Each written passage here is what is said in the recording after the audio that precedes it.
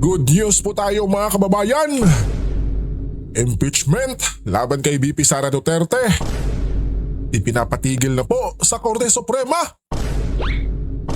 Naku po, eto mga kababayan.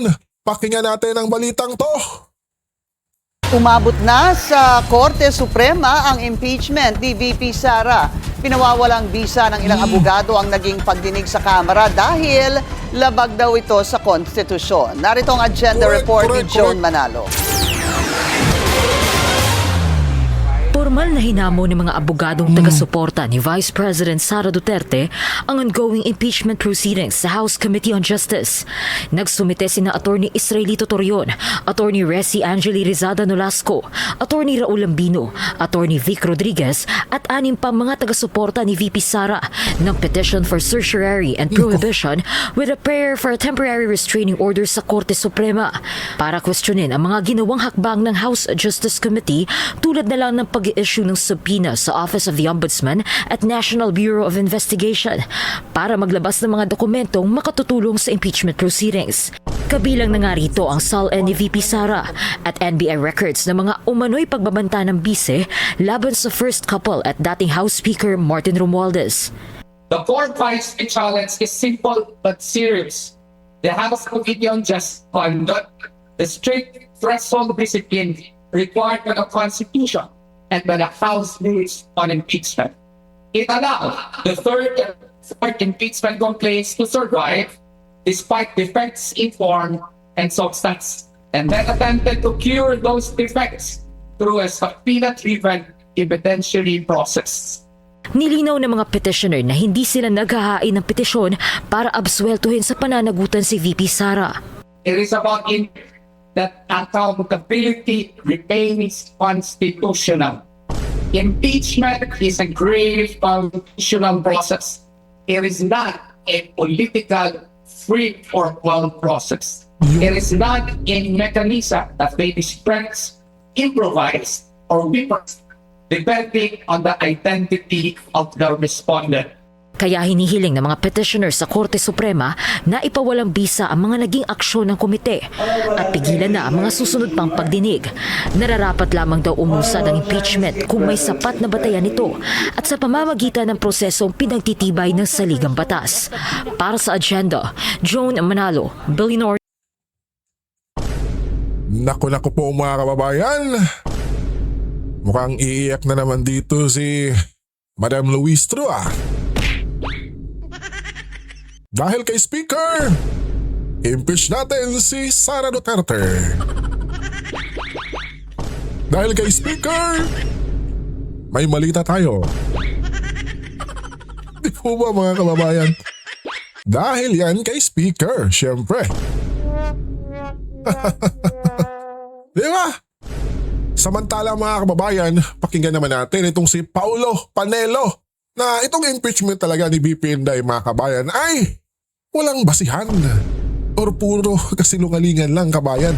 Lalong-lalo na itong si Madriaga na kung bagay star witness nila kabayan. Diba?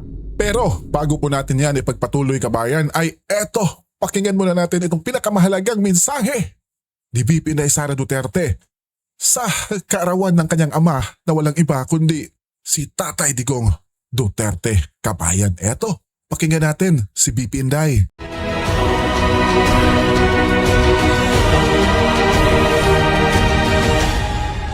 Assalamualaikum warahmatullahi wabarakatuh. Madayawag ngayong adlaw kaninyong tanan. Magandang araw sa inyong lahat.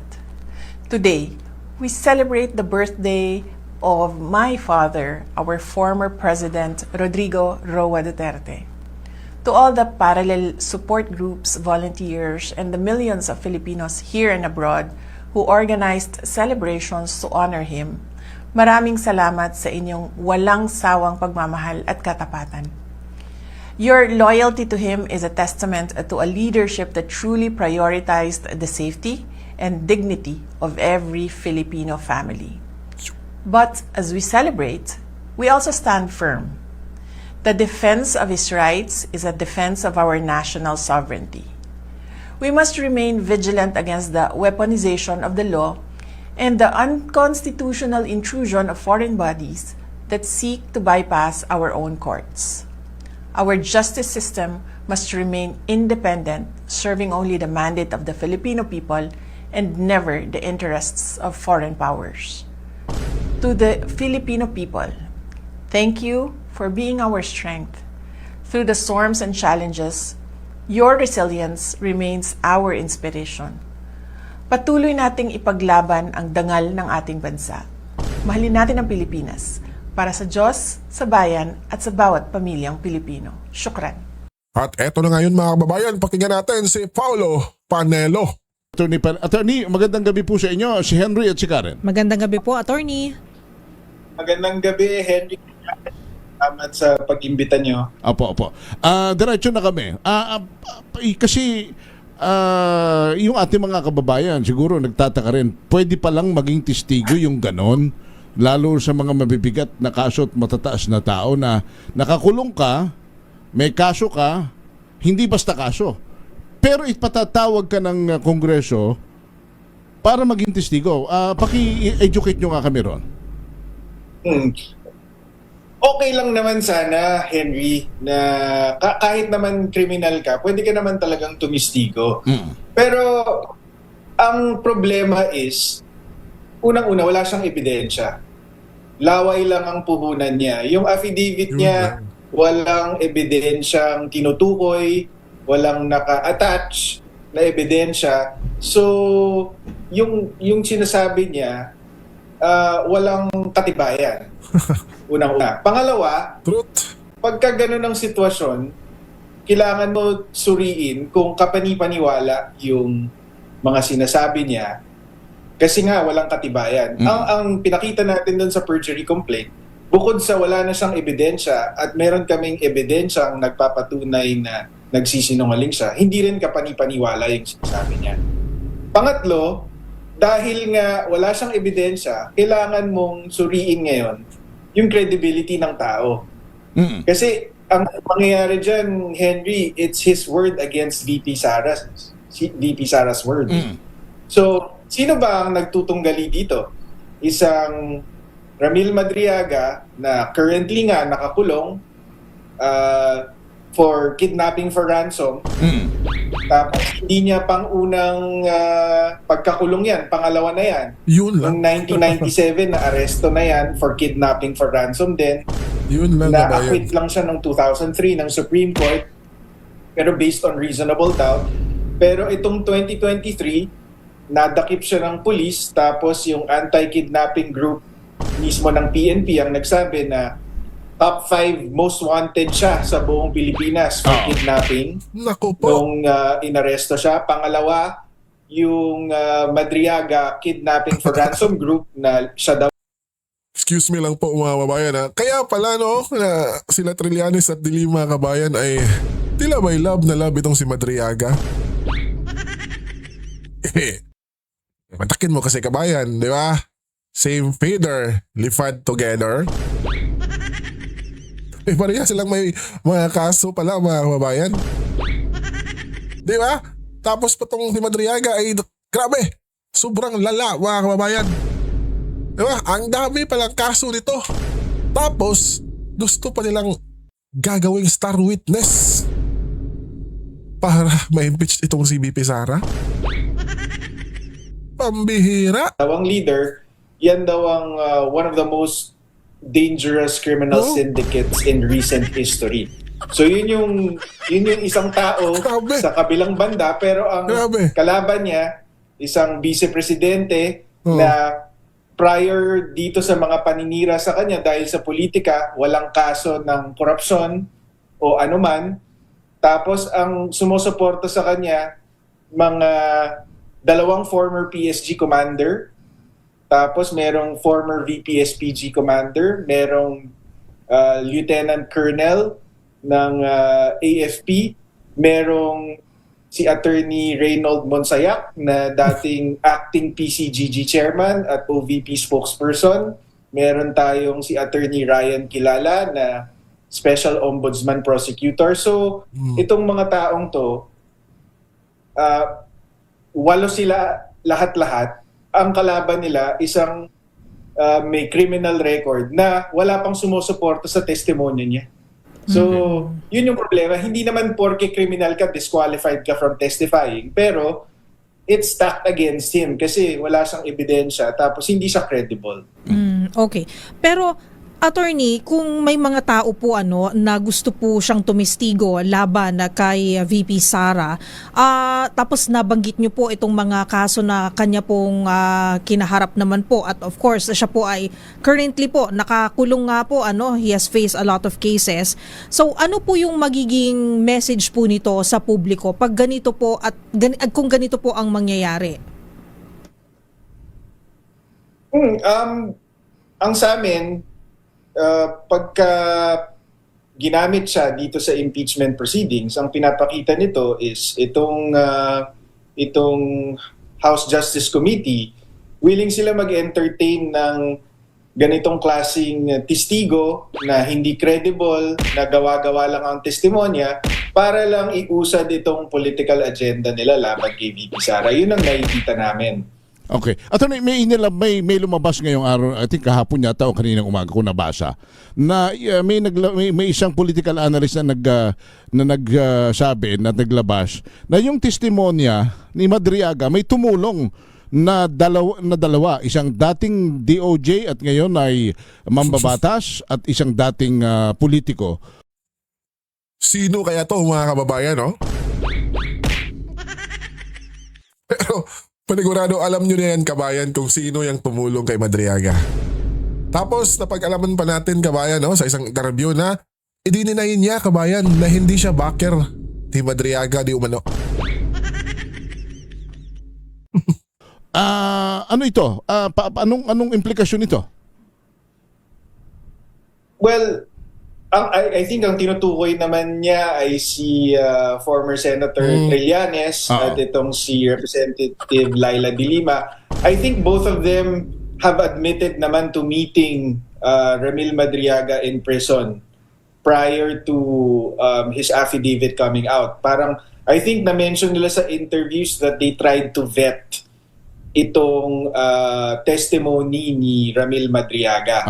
Ngayon, sa akin, ang implication nito, kasi bago tayo nag-file ng perjury complaint, syempre sinuri natin yung affidavit niya, binackground check natin kung totoo ba yung mga sinasabi niya, at yun nga, lumabas sa pag-aaral namin at linagay namin sa perjury complaint na hindi totoo yung mga sinasabi niya, yung mga background niya na nagtrabaho siya sa PSG, hindi totoo, imposible, pero hindi siya qualified. Ang claim niya nga, dati siyang PSG, she's very close, she's a friend of the VP.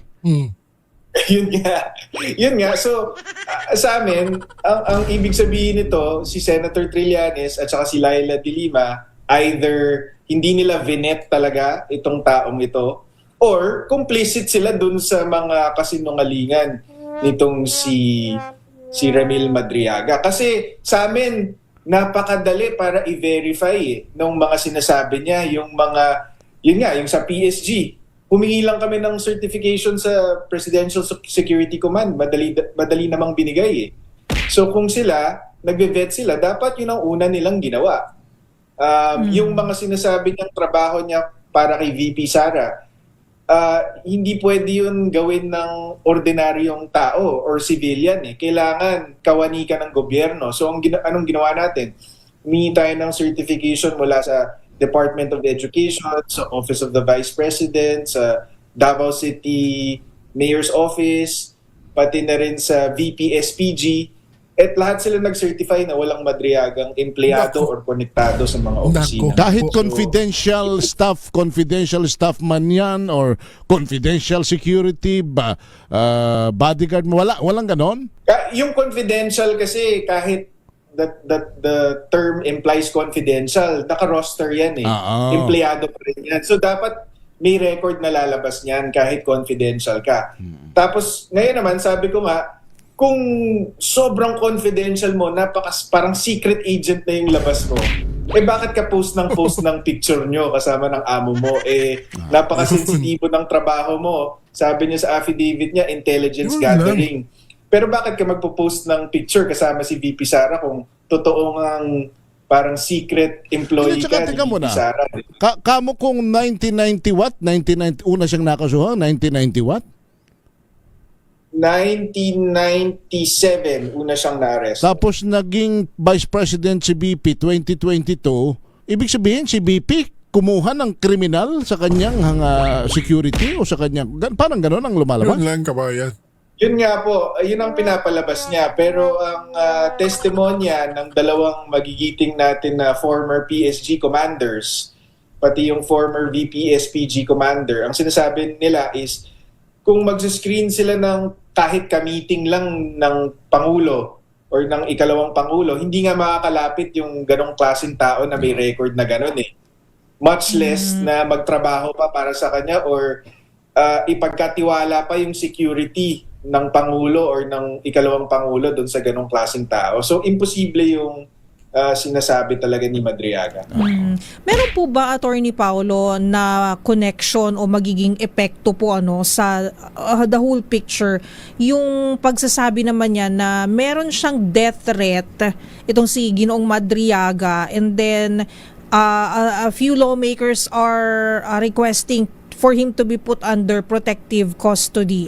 Hindi ko lang po alam kung may ano po ba to, may impact, may epekto, ano po ba sa tingin ninyo in a legal sense of speaking po? Wala naman kaming problema dun sa additional protective custody. Parang nauna na actually yung NBI na magdagdag ng security sa kanya, tapos nung hearing nung Wednesday sa House Justice Committee, nag-move sila to augment itong security ni Madriaga. Wala tayong issue doon kasi sabi ko nga noon pa, gusto namin healthy siya, unharmed. Gusto namin siya mag-testify kasi para sa amin, pag nag-testify siya, mapapakita sa buong mundo na nagsisinungaling siya. Kasi wala talagang katotohanan yung mga sinasabi niya. So gusto namin siya lumantad. Hindi ba? Pero ang issue namin dun sa nangyari nung Miyerkules ay pinapalabas niya ngayon na si Congressman Teves daw ang nagbabanta sa buhay niya. Opo. Ang backstory, so kaninang umaga nag-issue kami ng statement na katawa-tawa ito kasi nung ang unang claim niya is binisita daw siya ni VP Sara sa kulungan para pigilan siyang mag-testify. Agad-agad namang pinasinungalingan to ni Secretary John Vic Remulla. Ang sabi, hindi, kinausap namin yung warden, chinek namin yung records ng BJMP. Ang binisita ni VP Sara si Congressman Teves, hindi si Madriaga. So ngayong nahuli na siya sa kasinungalingan niya, bago na naman yung kwento niya na, si Congressman Teves ang nagpapatay sa akin porque siya yung binisita ni VP Sara. So gumagawa siya ngayon ng kwento na sinasuggest niya na mukhang si VP Sara ang nasa likod ng banta sa buhay niya. So sa amin, katawa-tawa to kasi yun nga, sabi ko nga, gusto namin siyang lumantad eh. Wala kaming interest na mamatay siya, masaktan siya. Diba? In fact, ang gusto ko parating sa mga kababayan natin is kung may mangyayari kay Madriaga, baka yung mga handlers niya ang maging nasa likod nito. Kasi pagka lumantad si Madriaga, ang posisyon namin, ang pakiramdam namin is mapapatunayan namin gawa-gawa lang yung testimonya niya laban kay VP Sara. At eventually, matuturo niya kung sino yung mga nag-udyok sa kanyang gawin to laban kay VP Sara. So kung may mangyayari kay Madriaga, ang palagay namin is yung mga handlers niya. And it serves as a strong warning na wala kayong kinalaman kung may mangyayari man doon sa mama. Opo. Yun nga po, kaya matagal ko nang sinasabi kasi yung mga style na tanim witness, mga ganyan, parang doon napapunta yun eh. Nung nag-file kami ng perjury complaint, biglang may death threat, biglang may bribery attempt, di umano, para pigilan siya mag-testify. So, in our minds, yun na yung next logical conclusion. Baka may gawing masama dito kay Madriaga para magpagbintangan si VP Sara. So, sinasabi na namin mula sa ngayon pa lang na imposible ito, gusto namin siya lumantad at kung may mangyayari sa kanya, dapat mag-ingat siya dun sa mga taong nasa likod nitong affidavit niya. Alright. Attorney, salamat po for joining us. At yun lang mga kababayan, di po ba? Tapos, di ba? Gustong palabasin ng kampo ni Madriaga mga kababayan na si BP Sara ang gustong magpatsugi sa kanya, di ba? Di ba? Lumang tugtugin na yan, boy! Di po ba mga kababayan? Kaya itong si Atty. Panelo ay naku po, sobrang galing. Manang-mana talaga sa kanyang tatay mga kababayan, no? Di ba? Iba, mga kababayan, kung baga ay makipagbardagulan din, kabayan. Di ba? Grabe, no? Kaya itong si Madriaga mga kababayan ay wala na to. Finish na to, kabayan. Finish na to. Panigurado yan. Di ba? Ika nga ni Atty. Panelo na itong si Madriaga ay punong-puno ng kasinungalingan, kabayan. Di ba? Tapos, yung pumunta sa selda pa niya ay yung sila Trillanes at Dilima para kausapin siya. Ay, naku po, panigurado na yan mga kababayan. Di po ba? Panigurado na yan. Na sinaksakan na yung si Madriaga ng kasinungalingan, kabayan. Di ba? Grabe, no? Pero mabait ang Diyos, mga kabayan. Talagang hindi pinabayaan itong si BP Inday Sara Duterte. Kasi binagyan siya ng magagaling na abogado, kabayan. Isa na tong si Atty. Panelo. Di po ba? Na kahit anong gawin ng kampo ni Madriaga ay walang lusot. Huling-huli ang kasinungalingan, kabayan. Di po ba? Kaya itong impeachment ni BP Inday para sa akin, kabayan, talagang finish na to or basura na to, mga kababayan. It's over na to. Yun lang. At syempre, magagalit na naman dyan yung mga kakampuengs dilawan dyan, kabayan, na sasabihan na naman tayo na fake news. Syempre, kabayan, DDH sila Duterte haters, mga kababayan. Ayaw nila matanggap yung katotohanan na itong impeachment ni BP Sara ay isang pamumulitika, kabayan, na dapat na talagang ibasura. Di po ba? Iyang mga yan, kabayan, takot na takot lang yan Di ba? Kasi syempre si BP Inday pag nakaupo na sa 2028 ay ubos yung mga yan. At yung mga vlogger na bayaran ni Bongbong at Tamba, mga kababayan, ay naku po. Mag-goodbye na yan, panigurado, kabayan. Di po ba? Kaya ngayon, todo sila, kabayan. Di ba? Pag may nagsalita na kaalyado ni BP Sara or pabor kay BP Sara, ay naku po, sasabihan ka talaga nila ng fake news. I-educate ka pa nila. Di po ba, kabayan? Ha? Di ba? Di ba? Lalo na yung si Lovely Granada, kabayan. Di po ba? Ayaw lang kasi nila marinig yung katotohanan. Di po ba? Tapos, pag na-presidente na itong si BP Sara, ay naku po, goodbye aray na lang. Di po ba? Okay, hanggang dito na lang po tayo, mga kababayan, at huwag kalimutan nyo namang i-share yung ating video. At sa mga nagsasabing fake news dyan, share nyo naman to.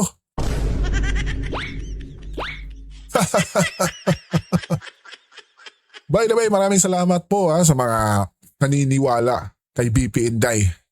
Yung impeachment niya talaga ay basura na. Diba? Alright, God bless you po, mga kababayan. Lalong-lalo na yung mga nasa gitnang silangan. Ingat kayo palagi. At yung mga kababayan nating nasa US, United States, Canada, saan mang dako ng mundo, ay God bless you po sa ating lahat. Lalong-lalo na ngayon na itong bansang Pilipinas, kabayan, ay nasa crisis na. Ingat po tayo, mga kabayan.